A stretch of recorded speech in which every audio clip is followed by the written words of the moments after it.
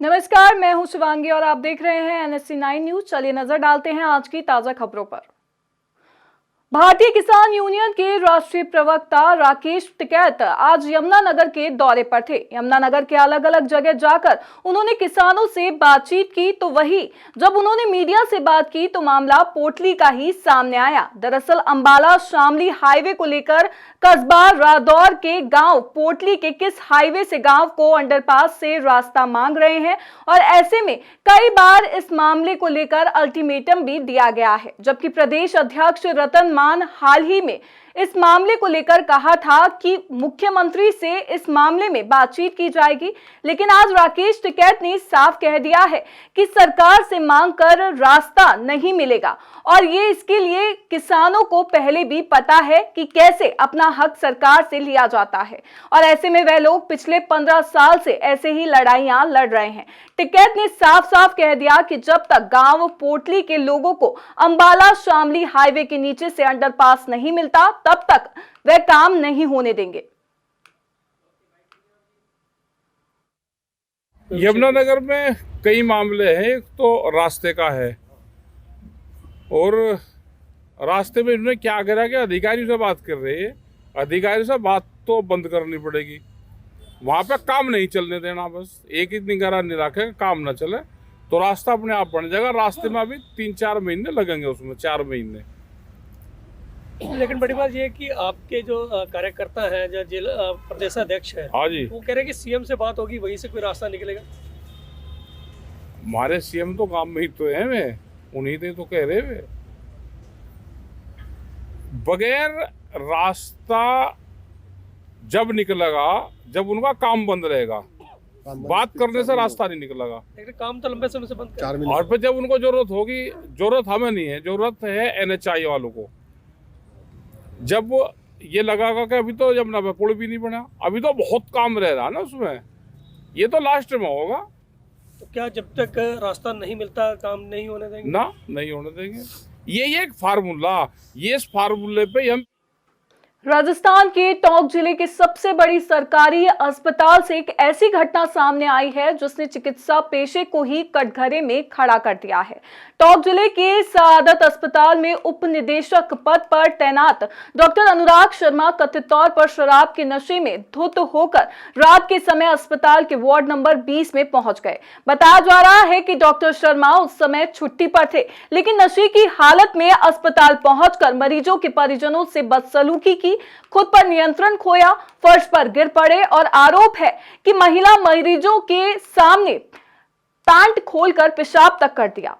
Ward में मौजूद मरीज, महिलाएं और उनके परिजन सब सन्न रह गए। मौके पर मौजूद अस्पताल स्टाफ ने हालात को संभालने की कोशिश की। प्रमुख चिकित्सा अधिकारी के निर्देश पर डॉक्टर शर्मा को व्हील चेयर पर बैठाकर सीधे उनके घर भिजवा दिया गया। ना कोई मेडिकल जांच, न शराब की पुष्टि के लिए टेस्ट। इस पूरे मामले में अस्पताल के पीएमओ हनुमान प्रसाद बैरवा का बयान भी सवालों के घेरे में है। पीएमओ ने कहा कि डॉक्टर की तबीयत ठीक नहीं थी, इलाज करवा कर घर भेज दिया गया है, ये निजी मामला है।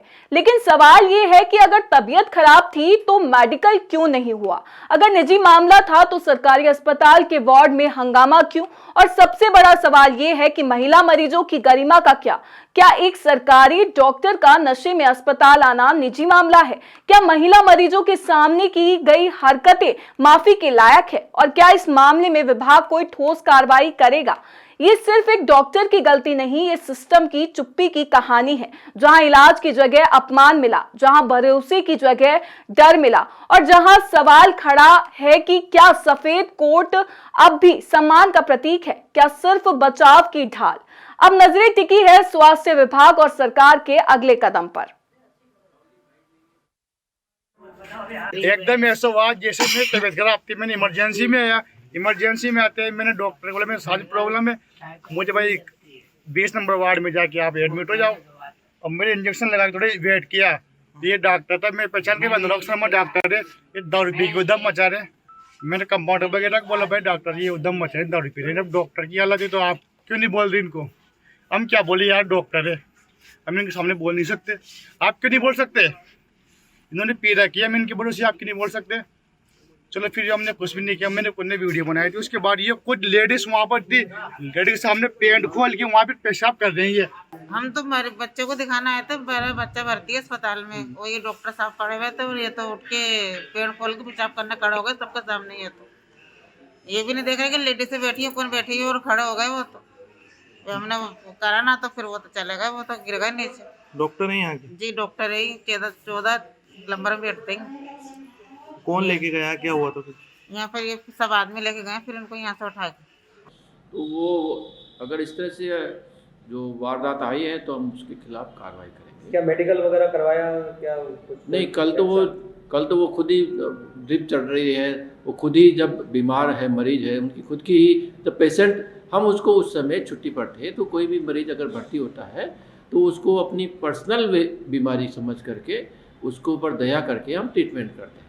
भाई डॉक्टर भी तो बीमार हो सकता है ना, इस तरह से वो खुद भी बीमार थे और उनकी मानसिक हालत भी थोड़ा ठीक नहीं थी, तो वो खुद भी भर्ती थे और भर्ती के इलाज से हमने कम्युनिटी के नाते उनका ट्रीटमेंट भी किया, उनको घर पर तक छोड़ के आए हैं।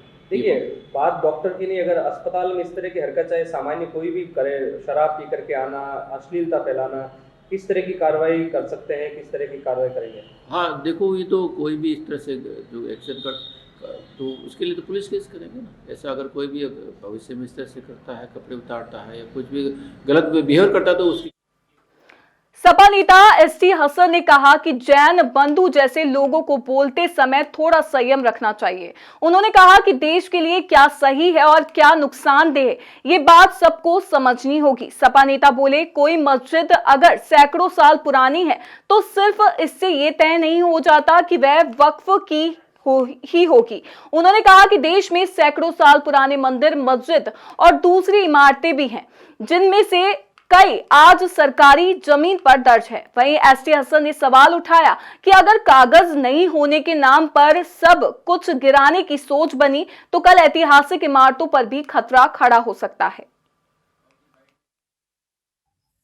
देखिए, ये जो जैन बंधु हैं, इनकी जबान पे लगाम लगनी चाहिए कि आप सबको ये ध्यान रखना चाहिए कि देश हित में क्या है और देश अहित में क्या हो रहा है।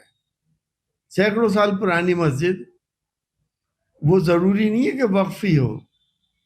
सैकड़ों साल पुराने मंदिर भी हैं, मस्जिदें भी हैं, बहुत सी चीजें भी हैं, सैकड़ों साल पुराने किले भी हैं, सब सरकारी भूमि हो गई उनकी। तो इसका मतलब ये सब जगह बुलडोजर चला देंगे क्या? एक मस्जिद जो इतने साल पुरानी है और आपने ये कह दिया कि साहब सरकारी भूमि पे बनी हुई है, 500 साल पुराने कागजात तो कोई ला नहीं सकता। कल को दिल्ली की शाही जामा मस्जिद पे भी बुलडोजर चल जाए, क्योंकि कागज तो उनके पास भी नहीं होंगे, ना कोई वक्फ होगा, सरकारी भूमि पे है। इनका दिल चाहेगा तो सोमनाथ के मंदिर पे भी चला देंगे बुलडोजर, उसके भी कोई कागज नहीं होंगे। तिरुपति वाले मंदिर पे भी बुलडोजर चला दें, तिरुपति वाले पे कागज तो है नहीं। लाल किला है, ताजमहल है, कुतुब मीनार है, सब पे चला दें बुलडोजर, क्योंकि सरकारी भूमि में बने हुए हैं। हम इतने बैंक करप्ट हो गए कि हमें भूमि खाली कराने के लिए अपनी सारी तहजीबों को बर्बाद करके और जो हमारा हेरिटेज है उसे बर्बाद करके लोगों के बीच में नफरतें।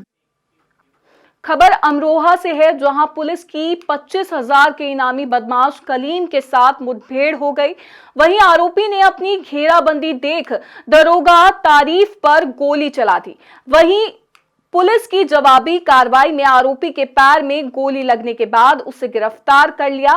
साथ ही आरोपी से अवैध तमंचा कारतूस बरामद कर अस्पताल में उपचार के लिए भर्ती कराया गया है। 11 जनवरी को थाना डिडौली क्षेत्रांतर्गत एक कार और बाइक में ओवरटेक को लेकर एक्सीडेंट हुआ था, जिसमें इन कार सवार और बाइक जो सवार थे इनके बीच में मारपीट हुई थी। इसमें कार सवार राशिद की मारपीट करके हत्या कर दी गई थी। तत्समय मुकदमा हत्या के धाराओं में मुकदमा पंजीकृत किया गया था। इसमें एक अभियुक्त को पूर्व में जेल भेजा जा चुका है। इसमें मुख्य अभियुक्त कलीम, जिस पर 25,000 का इनाम भी घोषित किया गया था, वो फरार चल रहा था। आज उसकी नीली खेड़ी पुलिया के पास होने की सूचना प्राप्त हुई थी। थाना डिडौली पुलिस द्वारा वहाँ पे घेराबंदी की गई। पुलिस से घिरता देख इसने पुलिस पे फायर किया। आत्मरक्षार्थ पुलिस टीम ने भी इस पर फायर किया, जिसमें इसके पैर में गोली लगने से ये घायल हो गया। इसको पुलिस ने अस्पताल में अभी इलाज हेतु एडमिट कराया है। और अगली खबर धौलपुर से है, जहां धौलपुर एमपी पुलिस की शहर में एकाएक की गई कार्रवाई पर अब सवाल उठ रहे हैं। वहीं एमपी पुलिस फिल्मी स्टाइल में निजी गाड़ी और सादा वर्दी में आई।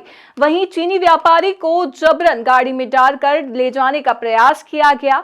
स्थानीय व्यापारियों और परिजनों के मौके पर पहुंचने के बाद व्यापारी को छुड़ाया गया।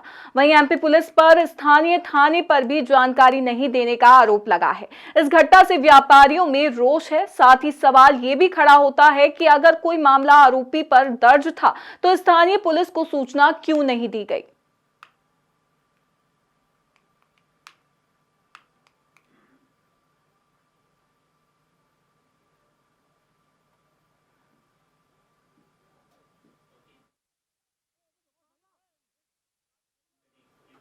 ठाणे जिले के अंबरनाथ में नगरपालिका के उपाध्यक्ष चुनाव के फैसले के बाद मुख्यालय के बाहर बीजेपी और शिवसेना के कार्यकर्ताओं के बीच जोरदार झड़प हो गई। घटना नगर परिषद भवन के ठीक बाहर सड़क पर हुई, जहां दोनों पक्षों के नारेबाजी के बाद बात हाथापाई पर तक पहुंच गई। वीडियो में साफ दिख रहा है कि कार्यकर्ता एक दूसरे पर टूट पड़े, चप्पल चली, लात घूसे चले और कई लोग जमीन पर गिरते पड़ते नजर आए। पुलिस ने तुरंत हस्तक्षेप कर दोनों पक्षों को अलग किया। इस झड़प का वीडियो सोशल मीडिया पर तेजी से वायरल हो रहा है। वहीं चुनावी माहौल में महायुति के दो सबसे बड़े साथी ही एक दूसरे पर भिड़ रहे हैं, जिससे सवाल उठ रहा है कि कागज पर गठबंधन है, लेकिन जमीन पर वर्चस्व की लड़ाई कितनी तीखी हो चुकी है।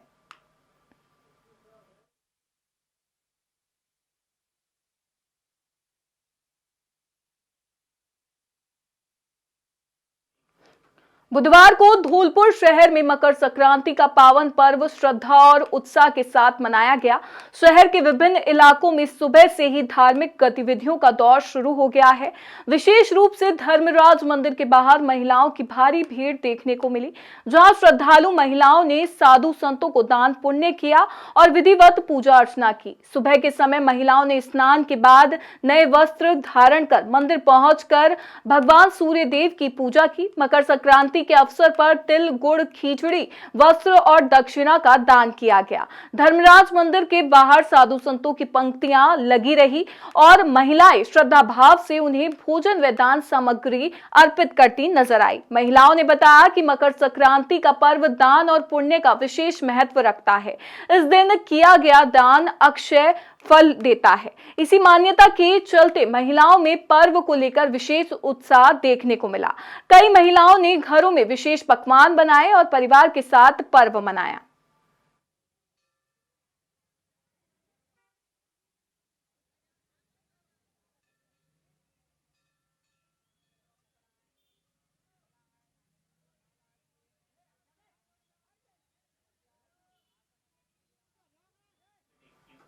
कांग्रेस के वरिष्ठ नेता सचिन पायलट के जोधपुर एयरपोर्ट पहुंचने पर कांग्रेस कार्यकर्ताओं ने उनका भव्य स्वागत किया। बड़ी संख्या में पार्टी कार्यकर्ता, पदाधिकारी और समर्थक एयरपोर्ट पर परिसर में मौजूद रहे। इस दौरान फूल मालाओं, ढोल नगाड़ों और नारेबाजी के साथ उनका उत्साहपूर्वक अभिनंदन किया गया। जनता के मुद्दों पर हेमाराम चौधरी के नेतृत्व में आंदोलन तेज हो गया है, जिसका सचिन पायलट ने समर्थन जताया। वहीं मीडिया से बातचीत करते हुए उन्होंने क्या कुछ कहा, आइए आपको सुनाते हैं। पिछले कई दिनों से हमारे बहुत वरिष्ठ नेता हेमाराम जी तमाम साथी एक मुद्दे को लेकर, जनता के मुद्दे को लेकर जो है हमारे से इस खंड में आंदोलन कर रहे हैं। और मुद्दा ये है कि प्रशासन और सरकार चलनी चाहिए जनहित के लिए। और हमें देखने को मिला कि जिस तरह सीमाओं को बदला जा रहा है और क्षेत्र विशेष, जिला विशेष, तहसील विशेष को राजनीतिक दृष्टिकोण से देखकर जो सीमाएं बदली जा रही हैं, वो ना तो जनप्रतिनिधियों से संवाद हुआ है, ना जनता से यहाँ मांग आई है। लेकिन दबाव और मुझे लगता है प्रक्रिया से हटकर जो कार्रवाई कर रहा है, हमें लगता है कि जनता से पूछकर लोगों से, जो जनप्रतिनिधि हैं, रिप्रेजेंटेटिव्स हैं, उनसे बात करके कार्रवाई करनी चाहिए। और हेमराम जी ने जो मुद्दा लिया है तो एक है संवाद होना चाहिए, चर्चा होनी चाहिए और जो लोगों की आम राय बने वो हो। और पूरे प्रदेश में अगर एक मापदंड तय हो, उसके आधार पर कार्रवाई हो तो कोई आपत्ति नहीं होगी। लेकिन संभाग, जिला, तहसील इस प्रकार बिना संवाद करे, बिना चर्चा करे अगर आप सीमाओं का तोड़ मोड़ कर रहे हैं तो कहीं ना कहीं लोगों के जहन में ये शक पैदा होता है कि क्या ये राजनीतिक कारणों से किया गया है, किसके लाभ, किसके नुकसान के लिए किया जा रहा है। ये गलत है, क्योंकि इस प्रदेश में सब लोग बराबर के हकदार हैं, बराबर के नागरिक हैं। किसी भी दल, किसी भी नेता, किसी विचारधारा का इतना प्रभाव नहीं होना चाहिए कि मनमाने तरीके से वो सीमाओं का बंटवारा किया जाए। अगर कहीं कोई डिमांड आती है, पब्लिक की डिमांड होती है या कोई ऐसा आयोग बैठता है या सीमाओं का दोबारा विश्लेषण होता है तो अलग बात है।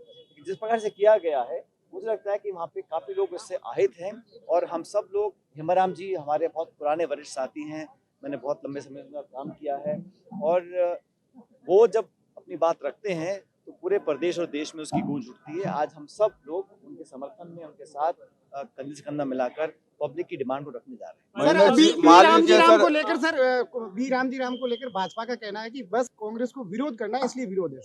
देखिए, इस देश में जो कानून बना था रोजगार का, इस दुनिया में बहुत सारे देश हैं, किसी भी देश के अंदर कानून नहीं है, योजनाएं हैं, स्कीम्स हैं, मन माने तरीके से लोग कभी कभी रोजगार देते थे। जब राजस्थान में अकाल पड़ते थे तब रिलीफ वर्क होता था तो अधिकारी, प्रशासन के लोग, एमएलए एमपी मन माने तरीके से सीमा बांधते थे, इतने दिन काम करेंगे, इसको काम देंगे। सोनिया गांधी जी कांग्रेस पार्टी ने एक कानून बनाया, अधिकार दिया कि प्रत्येक ग्रामीण क्षेत्र में रहने वाले परिवार के एक सदस्य को 100 दिन का हक दिया था। धीरे धीरे इसको कमजोर किया गया। मुझे याद है 2014 में जब प्रधानमंत्री मोदी पहली बार सदन में बोल रहे थे तो कह रहे थे कि ये नरेगा जो है ये कांग्रेस की ऐतिहासिक भूल है। 11 साल तक इस स्कीम को उन्होंने चलने दिया, लेकिन धीरे धीरे इसको खोखला किया। अब इन्होंने इसका नाम बदला है जो महात्मा गांधी जी के नाम पर था। और मुझे खेद है, इस देश में बहुत सारे ऐसी परियोजनाएं हैं जिनका नाम पहले कुछ और था। लोग नाम बदलते हैं महात्मा गांधी का नाम रखने के लिए, पहली बार गांधी जी का नाम बदला जा रहा है। ये किसकी डिमांड पे किया गया, जानकारी किसी को नहीं है।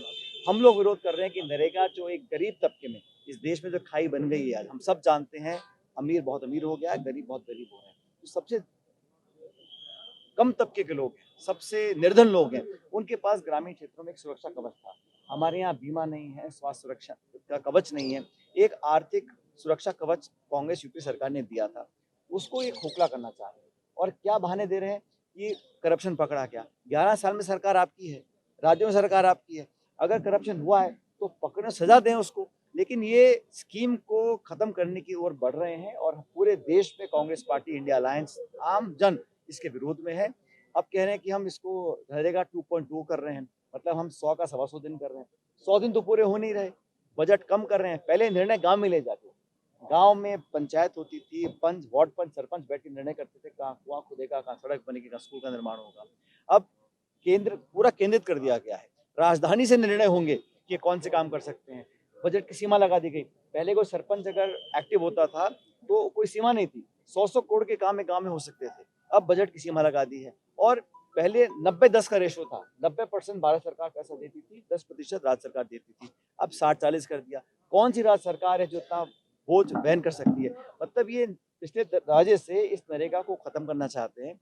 और मुझे लग रहा है कि बजाय कोई सकारात्मक काम करें, बड़े बड़े उद्योगपतियों के लिए आप निजीकरण कर दीजिएगा, एयरपोर्ट का, हवाई अड्डे का, रेलवे का, बांध का, खान का। और जो गरीब तबका है जिस पास एकमात्र साधन था अपने जीवन में एक सुरक्षा, विश्वास पैदा करने का कि हमें कल कुछ नहीं होगा, हमारी जेब में 2 रुपये आएंगे, उसको धीरे धीरे खत्म करना चाहते हैं। इसको लेकर पूरे देश में हम आंदोलन कर रहे हैं। मैं अलग अलग राज्यों में गया हूँ, सब जगह इसका विरोध है। क्योंकि दबी जुबान जो भाजपा की सरकारें हैं जहाँ राज्यों में, वो भी नहीं समझ पा रहे हैं और ना ये विश्वास पैदा कर पा रहे हैं कि वो। खबरों में फिलहाल इतना ही। मुझे दीजिए इजाजत और देखते रहिए NSC9 न्यूज़। नमस्कार। और आप सभी को NSC9 न्यूज़ परिवार की ओर से मकर संक्रांति की हार्दिक शुभकामनाएं।